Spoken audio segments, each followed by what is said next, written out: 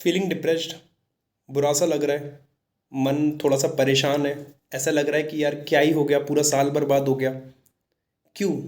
IBPS PO नहीं निकला इसलिए, आईबीपीएस क्लर्क नहीं निकला इसलिए। ठीक है यार, होता है।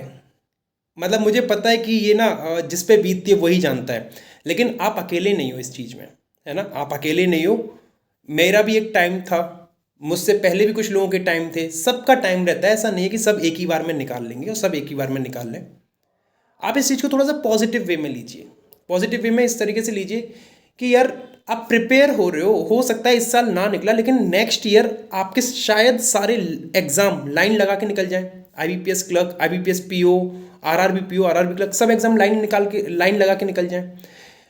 तो अभी देखो अपकमिंग एग्जाम्स भी हैं, एसबीआई क्लर्क भी है, एसबीआई पीओ भी है।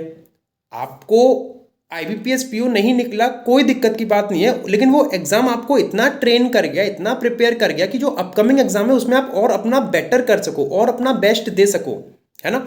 एग्जाम में मेहनत तो चलती चलती है, लेकिन मेहनत के साथ साथ कहीं ना कहीं लक भी चलता है। कभी कभी क्या होता है कि हम बहुत अच्छे से प्रिपेयर हैं, सब कुछ बढ़िया है, लेकिन एग्जाम टाइम पे पता नहीं क्या हो गया यार, कोई ना कोई परिस्थिति ऐसी हो गई, कोई ना कोई सिचुएशन ऐसी हो गई कि मेरा दिमाग काम नहीं कर पाया वहां पे, है ना? मैं स्टक हो गया। कोई पजल ऐसी आ गई जिसमें मैं बहुत कॉन्फिडेंट था कर लूंगा, लेकिन उस पजल में मैं अटक गया, जिस कारण मेरा पेपर बिगड़ गया और मैं उस पजल से आगे बढ़ ही नहीं पाया, है ना?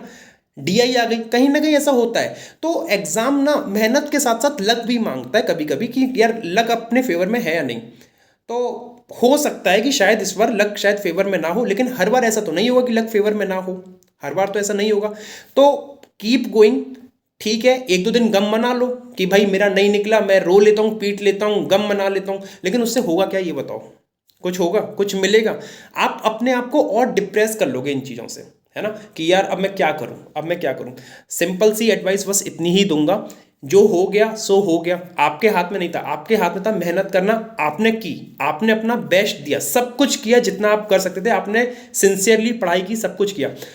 अब आपने और करनी है।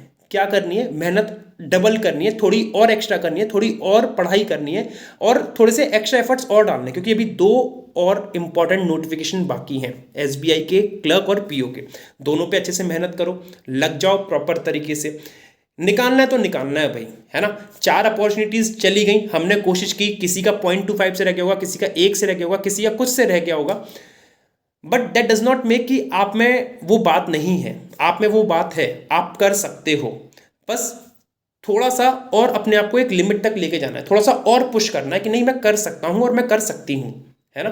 तो बिल्कुल भी मतलब होपलेस नहीं होना है कि नहीं हो पाएगा। आप हो जाएगा, आप में है वो बात। अगर आपने किसी चीज को स्टार्ट किया है तो आप वो करके दिखाओगे, ये याद रखना। बीच में नहीं छोड़ना उसको, करना है तो करना है। शिद्दत होनी चाहिए मन में कि यार शुरू की है इस चीज को तो मैं करके दिखाऊंगा, मैं करके दिखाऊंगी, चाहे कुछ हो जाए। मैंने कहा है, मेरे घर वालों ने पैसा इन्वेस्ट किया है मुझ में, मैंने ये सब चीज़ें किया है, मैंने इतना टाइम दिया है, बेमतलब में तो नहीं दिया है, तो मैं करके दिखाऊंगा उस चीज़ को। तो करना है तो करना है, ये जिद होनी चाहिए। और जिस दिन ये जिद आ गई करना है तो करना है, गारंटी है निकलेगा एग्जाम। कैसे नहीं निकलेगा यार? एग्जाम बड़ा हो गया कि आप बड़े हो, कोई चीज़ आपसे बड़ी नहीं है। सारे एग्जाम निकलते हैं, निकालने वाले आईएएस पीसीएस भी निकाल लेते हैं।